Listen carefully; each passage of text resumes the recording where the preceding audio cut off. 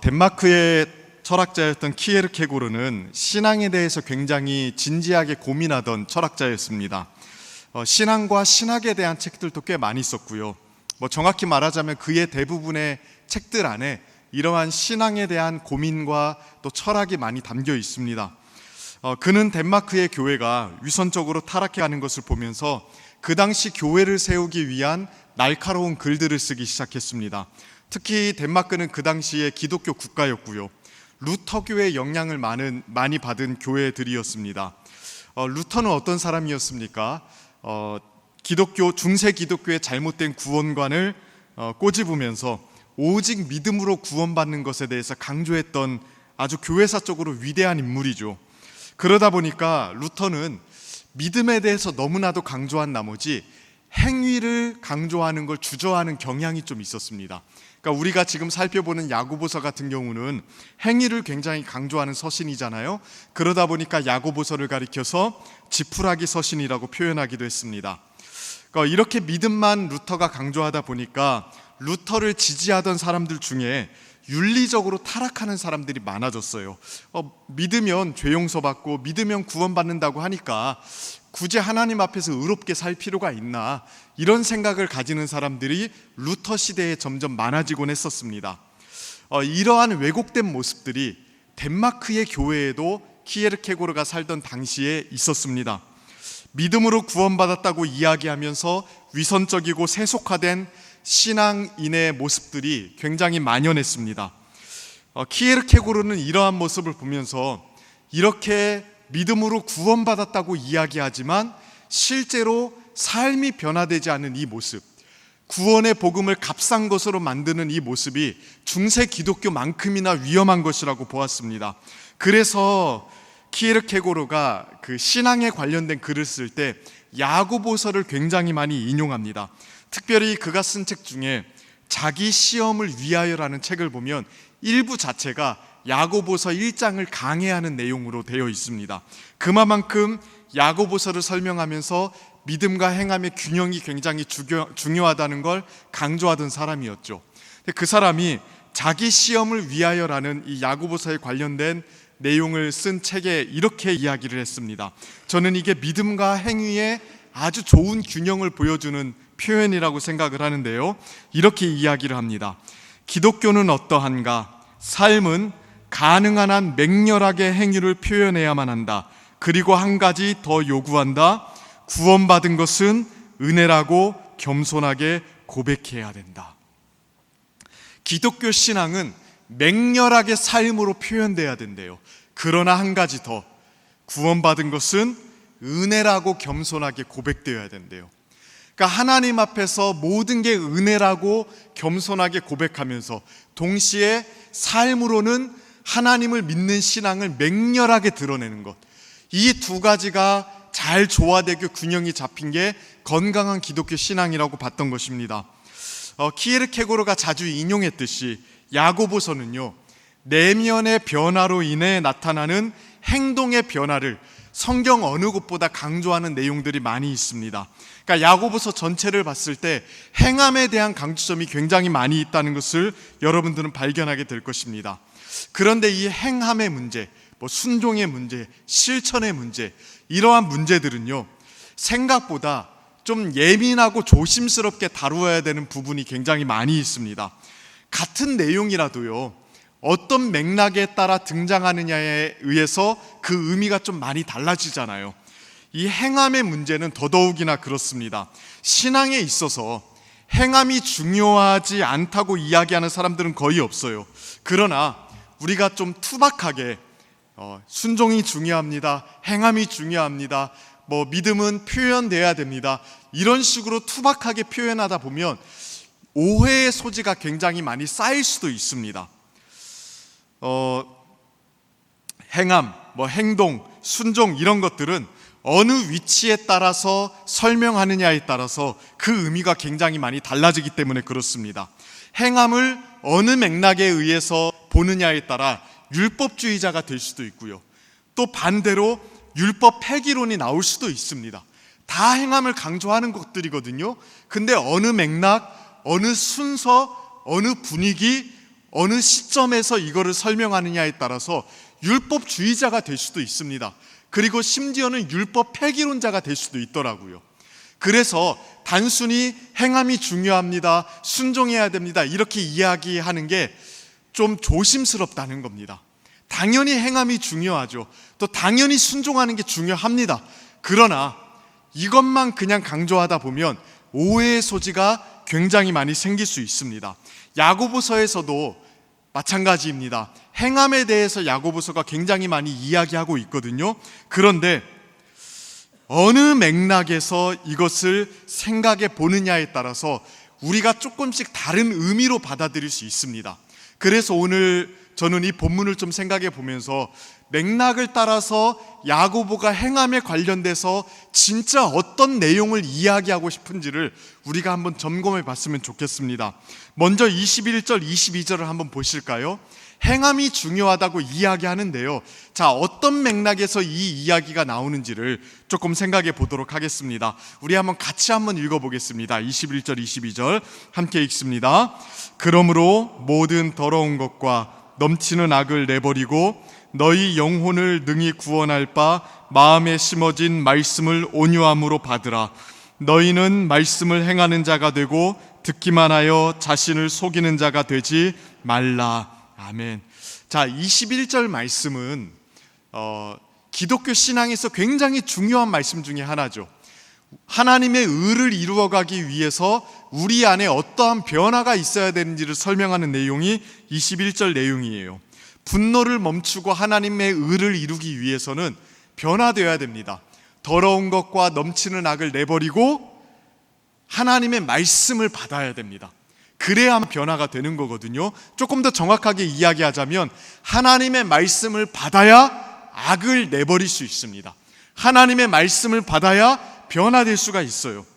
그런데 이 말씀을 받는 것이 중요하다고 이야기하고 나서 22절을 보면 뭐라고 이야기합니까? 너희는 말씀을 행하는 자가 되고, 이렇게 이야기해요.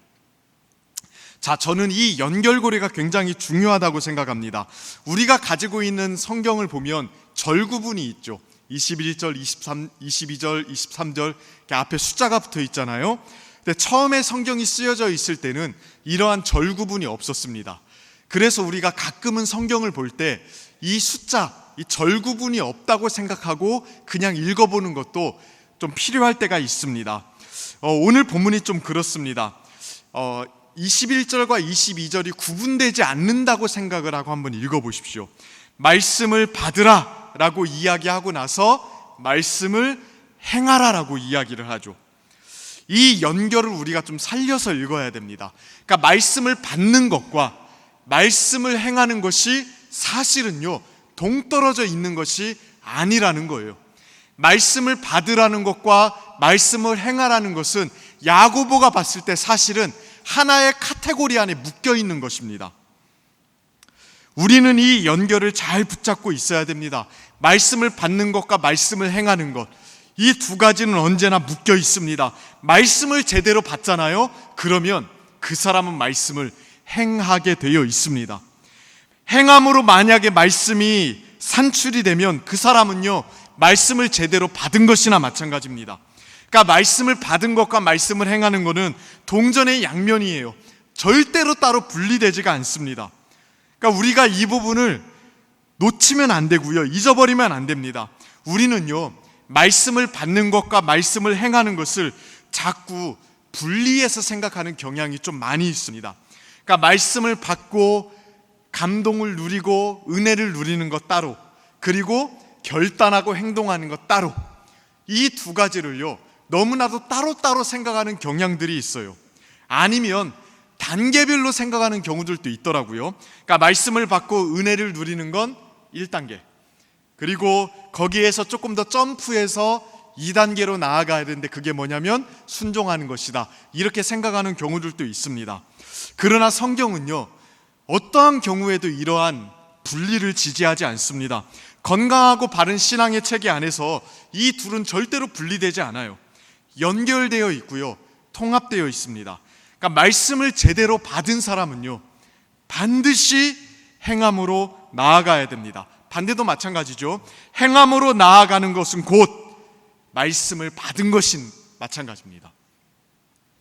만약에 말씀을 은혜로 받았다고 하는데 행함으로 산출되는 게 없잖아요. 그러면 이렇게 생각해야 됩니다. 내가 결단이 부족하고 결심이 부족했다, 이렇게 생각할 게 아니라요, 내가 말씀을 제대로 받지 않은 것 같다, 이렇게 생각하셔야 된다는 거예요.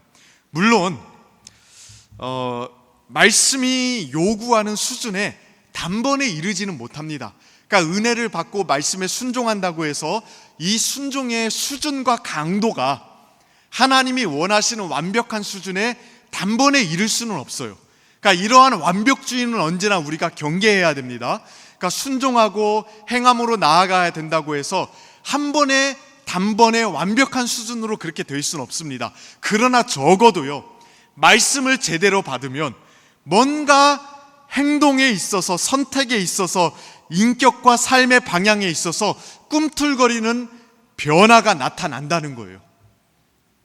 적어도 뭔가는 행동으로 산출되는 것이 있다는 것입니다. 분명히 있다는 것입니다. 오늘 본문을 다시 보실래요? 22절을 보면 이렇게 이야기하거든요. 다시 한번 같이 한번 읽어봅시다. 시작. 너희는 말씀을, 자, 말씀을 받는 것이 행함으로 연결되지 않고 단지 듣기만 하는 사람들, 그러니까 이 듣기만 하는 게 우리가 착각하지 말아야 될 게요, 그냥 듣고 괜찮네 이러고 끝난 게 아니라요, 듣고 감동도 받은 겁니다.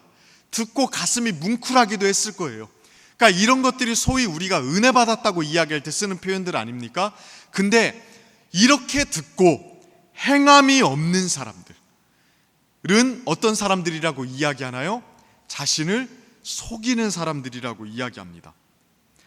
여기서 속이다라는 말이요, 이 속이다라는 말과 같은 단어가 쓰인 곳이 골로새서 2장 4절인데요 골로새서 2장 4절에 거의 유일하게 쓰입니다. 신약 성경에서 이렇게 이야기하죠. 아무도 교묘한 말로 너희를 속이지 못하게 하려 함이니.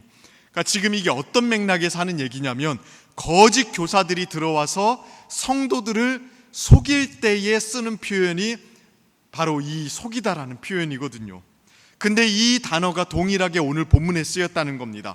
그러니까 조금 엄격한 말로 들릴 수도 있지만, 말씀을 듣기만 하고 행하지 않는 자는 스스로가 거짓 교사가 된 거나 마찬가지라는 겁니다. 이게 굉장히 무서운 말이거든요. 스스로에게 잘못된 말을 지금 하고 있다는 겁니다. 실제로는 참된 경건에 이르지 못했는데도 단지 말씀을 듣는 것만으로, 단지 마음속에 감동이 있는 것만으로 충분하다고 스스로에게 거짓말을 하고 있는 거예요. 생활과 삶 속에 실제적인 변화가 없는데도 지식의 충족으로, 단순한 기분 전환으로 충분하다고 스스로에게 자꾸 이야기를 해주고 있는 거예요. 그거는요, 스스로가 스스로에게 거짓 교사 역할을 하고 있는 거라고 지금 이야기하는 겁니다. 지금 설교의 요지 잘 파악해 주시기를 바랍니다. 단순히 행동이 중요하다고 말하는 게 아닙니다. 그저 좋은 행위만 있으면 그게 경건이다라고 쉽게 이야기하는 내용이 아닙니다. 실제로 그렇게 생각하는 사람들도 있어요. 그러다 보니까 외향적인 행동이라든가 봉사만 막 강조하고요, 그게 참 신앙이라고 이야기를 합니다. 그리고 그러한 봉사나 외적인 활동을 열심히 하고 나면 스스로도 굉장히 만족해합니다. 그런데 이런 것만을 경건이라고 생각하게 되면 또 하나의 극단이 되고요, 또 하나의 경건을 망치는 주범이 될 수도 있습니다. 우리가 여기서 붙잡아야 되는 것은 하나의 원리예요. 그러니까 단순히 행동이 중요하다 이게 아니라요, 하나님의 말씀을 올바르게 받아들이면 그게 생활과 삶으로 나타난다는 것, 이 원리를 우리가 붙잡고 있어야 된다는 것입니다. 들음과 행함의 연결성이 형성된 게 건강한 신앙이라는 겁니다. 이 연결이 끊어져 있으면, 그래서 그저 말씀을 듣고 좋은 마음과 좋은 생각과 좋은 기분을 가지게 된 걸로 만족해하고 있다면 그거는 스스로를 속이고 있는 것입니다. 반대도 마찬가지예요. 말씀으로 인해서 감화되는 게 없는데, 그러니까 말씀을 제대로 듣는 게 없는데 활동만 강조하면서, 섬김만 강조하면서 스스로의 만족감에 도취되어 있다면 이건 역시 스스로 속이는 것입니다. 둘 다 불균형이에요. 그러니까 오늘 이 부분이 우리에게 잘 형성되어 있는지 한번 점검해 봤으면 좋겠습니다. 우리는 현재 말씀의 홍수 속에 살고 있잖아요. 말씀을 듣는 것만큼이나 우리 입술에는 아멘이 있고요, 마음의 감동도 있고요, 심지어 지성의 시원한 깨달음도 있습니다. 다 좋습니다. 다 좋을 뿐만이 아니라 다 필요한 것들이에요. 다 필요한 것들뿐 아니라요, 기독교 신앙을 구성하는 데 있어서 이런 것들이 정말로 중요한 것들이 맞습니다. 그러나 이러한 것들이 우리로 하여금 행함으로 나아가게 하지 않는다면, 그러니까 이 감동적인 들음과 행함이 연결되어 있지 않다면 그것은 뭔가 우리에게 문제가 생겼다는 징조입니다. 말씀을 받아들였다는 것은 곧 말씀을 행하는 것입니다. 말씀을 행한다는 것은 곧 말씀을 제대로 받았다는 것이나 마찬가지입니다. 그러니 이 밤에 여러분 우리 스스로를 한번 점검해 봤으면 좋겠습니다. 말씀을 받은 결과 말과 행동과 우리의 선택에서 실제적인 변화가 있는가? 그렇지 않다면 아무리 지성적으로 시원한 깨달음이 있고 마음을 후벼 파는 감동이 있다 하더라도 절대 만족해서는 안 됩니다. 절대 만족해서는 안 됩니다. 뭔가 내 마음속에 연결고리가 끊어졌구나라는 걸 생각하고 하나님 앞에 은혜를 구하고 회복을 구하셔야 될 줄로 믿습니다. 이렇게 말씀을 듣는 것과 말씀을 행하는 것은요, 잘 함께 묶여 있는 겁니다. 그러나 말씀을 받는 것이 말씀을 행하는 것으로 이어지는 데 있어서요, 우리가 고민해야 될 게 한 가지가 있습니다. 이것은 우리가 말씀을 순종하는 데 있어서 겪는 어려움과 관련된 내용이기도 합니다. 말씀을 받는 사람은 행함으로 나아가야 됩니다, 이렇게 이야기를 하면요, 많은 분들이 이제는 그래, 내가 말씀을 듣는 것으로 끝나지 않고 행동으로 나아가야지 하면서 여러 가지 노력을 하실 겁니다. 어떻게든 말씀에 행동을 붙이려고 노력을 하실 거예요. 말씀을 들을 때에도 결단거리가 없을까? 결심거리가 없을까? 이런 고민을 하면서 들으실 거고요, 또 설교를 메모하시기도 할 거고요, 나름 실천사항들을 정리하시기도 할 겁니다. 다 좋습니다. 그런데 문제는 뭡니까? 메모도 좋고요, 실천사항을 고민하는 것도 좋고 또 정리해 놓는 것도 좋은데 문제는 뭡니까? 너무 잘 잊어버린다는 거죠. 사실은 이게 우리의 가장 실제적인 문제 아닙니까? 주중에 살다 보면요, 주일에 들은 말씀이 잘 기억나지가 않습니다. 한 주 전이 말씀이 기억나면 그래도 선방한 거거든요. 근데 2주 3주치는 진짜 까마득하게 생각이 안 나는 경우들 굉장히 많지 않습니까? 그리고 더 놀라운 것은요, 우리가 나름 잊어버리지 않으려고 메모하지 않습니까? 근데 메모하는 걸 보는 것조차 잊어버려요. 그래서 보통 메모한 게 거의 의미가 없는 경우들도 굉장히 많이 있습니다. 심지어 어떤 분들은 예배당을 나서는 순간 식당으로 내려가는 길에 잊어버린다고 이야기하시는 분들도 있습니다. 설교에 대한 것만 그런 것은 아닙니다. 아침에 큐티를 하고 나서도 마찬가지 아닙니까? 말씀을 묵상하고 나름 이렇게 살아야지 저렇게 살아야지 나름대로 결단을 하는데 또 잊어버립니다. 출근하는 버스 안에서 음악을 들으면서 잊어버리고요, 또 회사에서 분주하게 일하다 보면 내가 오늘 아침에 큐티한 내용이 잘 생각이 나지가 않아요. 그 집에 와서 밤에 큐티 내용을 보면 내가 이 말씀을 오늘 실천했어야 되는데 이러고 조금 후회 섞인 좀 마음이 남는 경우들도 굉장히 많이 있더라고요. 물론 잊어버리는 것만이 문제는 또 아닙니다. 어떤 문제도 있냐면 상황이 문제되는 경우들도 있습니다. 그러니까 말씀을 기억하고요, 나름대로 실천할 준비를 바짝 하고 있다고 해봅시다. 그런데 이 말씀을 실천할 만한 상황이 생기지 않은 경우들도 굉장히 많이 있지 않습니까? 설교가 내 삶을 쪽지게처럼 탁탁 집어주면 좋겠는데 모든 말씀이 다 자신의 삶과 그렇게 실제적으로 매칭이 안 되는 경우들이 있더라고요. 이런 상황들이 반복되다 보면 하나님 말씀이 자신의 삶과 그다지 관련이 없다고 자꾸 느끼게 됩니다. 그러니까 예를 들어서 이런 거죠. 설교를 통해서는 자녀 사랑에 대한 내용들을 우리가 말씀으로 들었다고 해봅시다. 그런데 내 자녀는 저 미국에 있어, 아니면 내 자녀는 저기 멀리 있어. 이런 경우에는 그럼 이 말씀을 내가 어떻게 실천해야 되지라는 고민이 생기죠.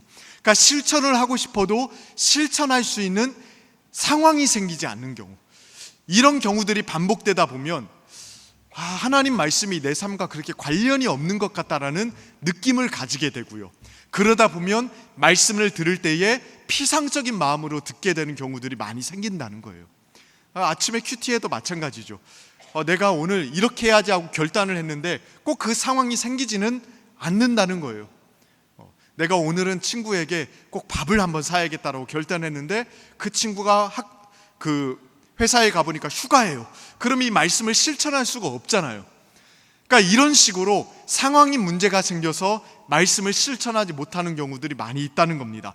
그러니까 이런저런 문제들로 인해서 말씀을 실천하는 데에 많은 어려움을 겪는 문제들이 생길 수 있어요. 잊어버린다든가 상황이 문제가 생긴다든가요.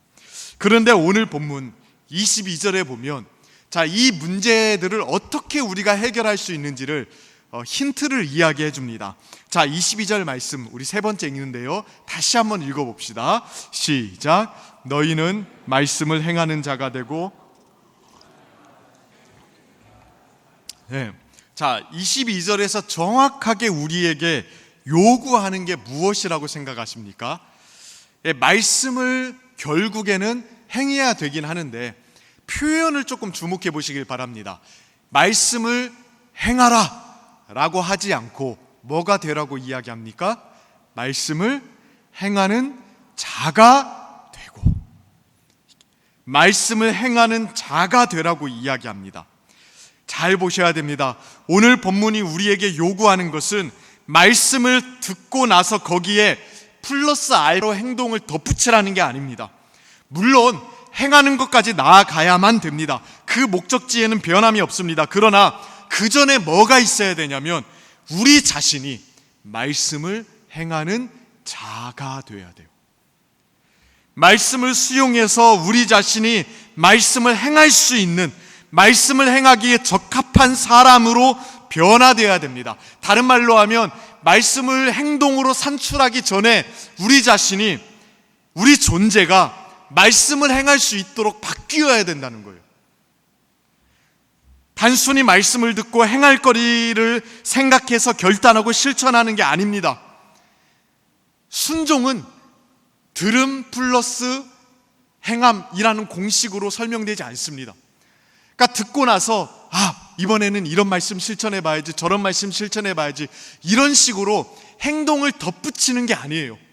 말씀을 듣고 우리 자신이 먼저 행하는 자가 되고, 행하는 자가 되면 행할 수 있는 겁니다. 그러니까 단순히 행함을 덧붙이는 게 아니라요, 말씀을 듣고 우리의 존재 자체가 행할 수 있는 존재로 변화되어야 돼요.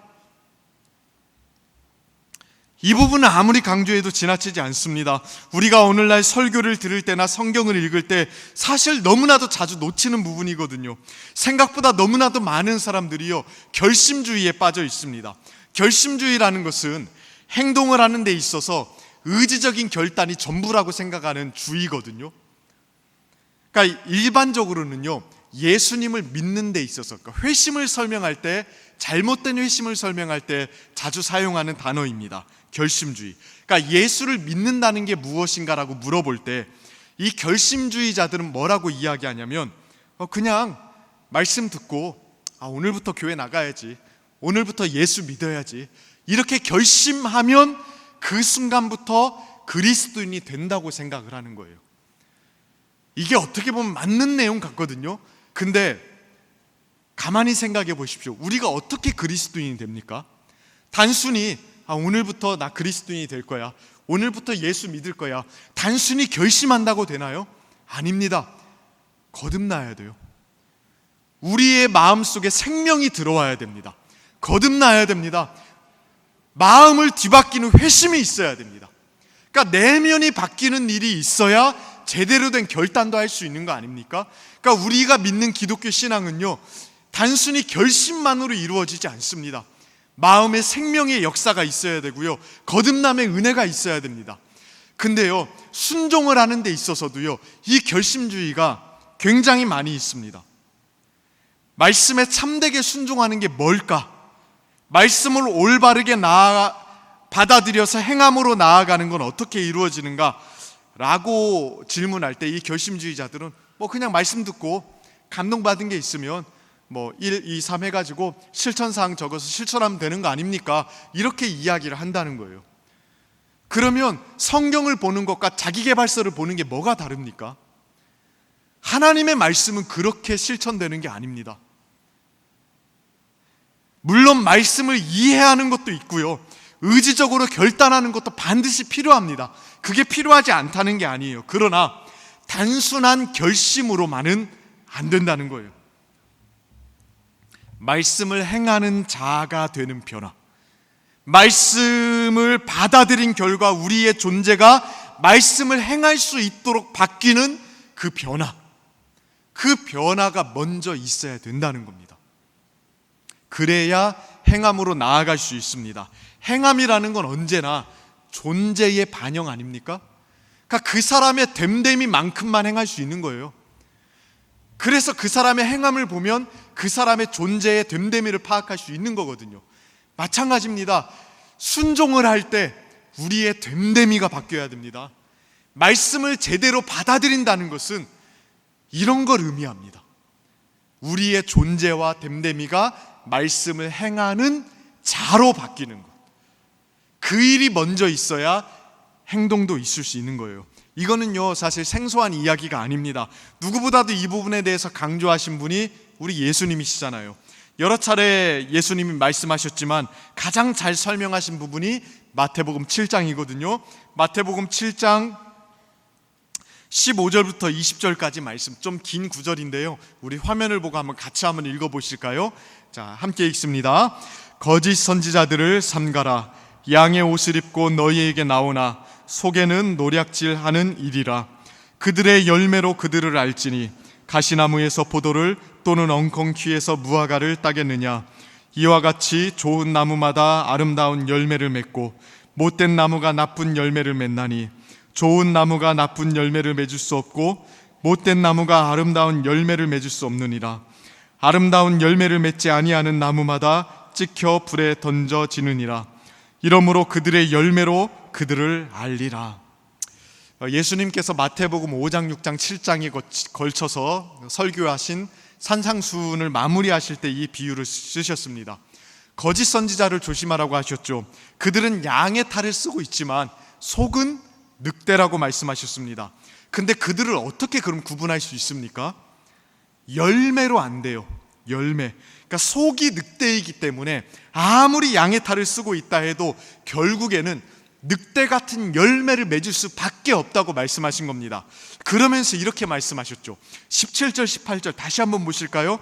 이와 같이 좋은 나무마다 아름다운 열매를 맺고 못된 나무가 나쁜 열매를 맺나니 좋은 나무가 나쁜 열매를 맺을 수 없고 못된 나무가 아름다운 열매를 맺을 수 없느니라. 여러분, 이 말씀의 요지가 뭡니까? 우리는 대부분 이 말씀을 보면서 그래, 좋은 열매 맺어야겠구나, 이렇게 생각을 하거든요. 그런데 주님의 의도는요, 좋은 열매 맺으라는 게 아니죠. 좋은 나무가 되라는 거예요. 나무가 못되면 열매는 나쁠 수밖에 없습니다. 반대로 나무가 좋으면 열매는 아름다울 수밖에 없습니다. 그게 하나의 영적인 원리입니다. 그러니 좋은 열매를 맺으려고 결단하는 결심이 필요한 게 아니라 좋은 나무가 되는 변화가 필요하다는 거예요. 나무가 바뀌면 열매는 자연스럽게 바뀌게 되어 있습니다. 존재가 바뀌면 행동도 바뀌게끔 되어 있습니다. 오늘 야고보서 본문에서 요구하는 게 그런 변화예요. 행하는 자가 되라. 말씀에 의해서 우리 자신이 말씀을 행할 수 있는 사람으로 바뀌어야 됩니다. 그래야 행동으로, 섬김으로 나아갈 수 있습니다. 신앙은요, 얼마나 결심하느냐의 싸움이 아니에요. 신앙생활은요, 얼마나 열심히 노력하느냐의 싸움이 아닙니다. 좋은 나무가 되는 과정의 싸움입니다. 이 과정의 싸움, 좋은 존재, 좋은 됨됨이, 좋은 인격, 이거를 갖추는 싸움에서 실패하면 절대로 열매 맺을 수 없습니다. 이 부분이 확보가 되지 않으면 필연적으로 위선적인 신앙이 될 수밖에 없습니다. 물론 흉내는 낼 거예요. 늑대가 양의 탈을 쓰고 당분간은 양처럼 음매할 수도 있을지 모르겠습니다. 어쩌면 일주일에 한 번, 주일에 적게는 2시간에서 많게는 6시간까지 흉내내게 할 수도 있습니다. 사람에게는 그 정도의 모방 능력이 있거든요. 그러나 하나님 앞에서 하나님이 원하시는 아름다운 열매는 절대로 맺을 수가 없어요. 이거는 원칙이고 원리입니다. 어쩔 수가 없습니다. 그러니 여러분 자신을 돌아보십시오. 말씀으로 여러분 자신이 바뀌고 있습니까? 자신의 존재와 됨됨이, 인격이 변화되어서 말씀을 행하기에 적합하게 바뀌고 있습니까? 이 싸움을 싸우고 계십니까? 들은 말씀이요, 언젠가는 반드시 잊어버릴 겁니다. 그러지 않습니까? 얼마나 많은 말씀을 듣습니까? 잊어버릴 수밖에 없습니다. 말씀을 듣고 읽어도 꼭 그 상황에 매칭이 되는 내용이 아닐 수도 있습니다. 그러나 중요한 것은요, 그 말씀에 의해서 내 존재가 바뀌는 거예요. 존재가 바뀌면요, 어느 상황에서건 말씀대로 삽니다. 심지어 말씀이 기억나지 않아도 말씀이 마음속에 새겨져 있기 때문에 순종할 수 있습니다. 행동은 존재의 반영입니다. 존재가 바뀌면 말씀이 기억나지 않아도 말씀대로 삽니다. 이거를 붙잡을 수 있어야 돼요. 야고보는 이 일이 이루어지지 않고 있는 사람들을 향해서 뭐라고 표현합니까? 23절, 24절 말씀인데요, 이렇게 이야기합니다. 같이 한번 읽어볼까요? 함께 읽습니다. 누구든지 말씀을 듣고 행하지 아니하면 그는 거울로 자기의 생긴 얼굴을 보는 사람과 같아서 제 자신을 보고 가서 그 모습이 어떠했는지를 곧 잊어버리거니와. 말씀을 듣고 행하지 않는 사람, 그러니까 말씀의 행함으로 산출되지 않는 사람을 뭐에 비유하냐면 거울로 자기 얼굴을 들여다보고 있는 사람에 비유합니다. 그러니까 이 비유를 조금 다양하게 해석하고 다양하게 설명하는 게 가능하지만 핵심이 뭐냐면요, 거울로 자기의 생긴 얼굴을 보는 사람은 결국 어떻게 하는 사람이래요? 잊어버리는 사람이라고 이야기하잖아요. 잊어버리거니와. 그러니까 말씀을 듣고 행하지 않는 사람은 이런 사람이에요. 그는 말씀을 잊어버리는 사람입니다. 근데 이렇게 말씀드리면 좀 여러분들이 좀 찔리실 겁니다. 아까 이야기했듯이 우리가 말씀 들으면 자주 잊어버리잖아요, 머릿속에서. 근데 여기서 말하는 잊어버린다는 건 단순히 뇌 속에 말씀이 입력이 되지 않았다는 걸 의미하는 게 아닙니다. 그러니까 머릿속에 기억이 나지 않는 상태를 의미하는 게 아닙니다. 말씀이 머릿속이 아니라 그 사람의 존재에 남아있지 않는 상태를 의미해요. 더글라스 무라는 이 신약학자가요, 이 부분을 이렇게 설명을 하더라고요. 제가 좀 읽어드릴게요. 기억하는 것은 그것들이 가슴과 마음에 오랜 감명을 주는 방식으로 숙고하는 것이다. 하나님의 말씀 속에서 본 것을 잊는 사람은 피상적으로 읽거나 들은 사람이지 그 메시지를 영혼에 새긴 사람이 아니다. 그러니까 거울을 보는 것처럼 자꾸 잊어버린 사람은요, 그러니까 머릿속에서 잊어버리는 그런 걸 의미하는 게 아니라 말씀을 피상적으로 대하는 사람. 그래서 말씀이 가슴과 마음과 영혼 속에 새겨지지 않은 사람을 의미하는 거래요. 말씀이 증발해버린 상태, 말씀이 휘발되어서 사라져버린 상태. 그래서 머릿속이 아니라 그 사람 존재의 말씀이 남아있지 않은 상태, 그게 말씀을 잊어버리는 상태래요. 비록 말씀을 머리로는 기억하지 못하더라도 그 말씀이 마음에 새겨져서 말씀대로 마음이 변화되어 있으면요, 그 사람은요 말씀에 순종하는 사람이 됩니다. 마음에 말씀이 새겨지면 머리에 잊어버려도 순종할 수 있습니다. 그러나 머릿속으로 아무리 하나님의 말씀을 다 기억하고 있어도, 심지어 1년치 설교를 다 기억하고 있어도 그 말씀의 한자라도 마음속에 새겨지지 않으면 그 사람은 절대로 순종하지 않습니다. 절대로 순종하지 않습니다. 아무리 말씀을 머릿속으로 암송하고 있어도, 기억력이 특출해서 설교의 기승전결을 다 기억하고 있어도, 말씀이 그 사람을 변화시켜서 그를 말씀을 행하는 자로 만들지 않는다면 절대 순종하지 않습니다. 말씀이 다 휘발되어서 마음속에 남아있지 않거든요. 그러니 말씀이 마음속에 남아있지 않으니까 말씀이 산출되지도 않는 거예요. 행동으로. 당연한 거 아닙니까? 그러니 오늘 우리가 이 말씀을 통해서 단순히 결단, 순종, 애씀 이런 차원이 아니라 진짜 하나님의 말씀에 의해서 내 마음이 형성되고 있는지, 내 마음이 진짜 바뀌고 있는지, 내가 말씀을 행하는 자로서 우뚝 서고 있는지, 이 부분을 점검해 보셔야 됩니다. 이 부분에서 성장이 있어야 진짜 성장입니다. 우리의 존재와 됨됨이와 인격이 날마다 변화되는 일이 있어야 말씀에 순종하는 실력이 생기는 거예요. 그러니까 말씀을 순종하는 건 떼쓴다고 되는 게 아니고요, 깡을 부린다고 되는 게 아닙니다. 변화되어야 될 수 있습니다. 그러한 참된 변화와 참된 말씀의 순종의 자리로 나아가는 복된 발걸음이 이 밤에 여러분들 안에 있기를 주님의 이름으로 축원하고 축복합니다. 우리 이 시간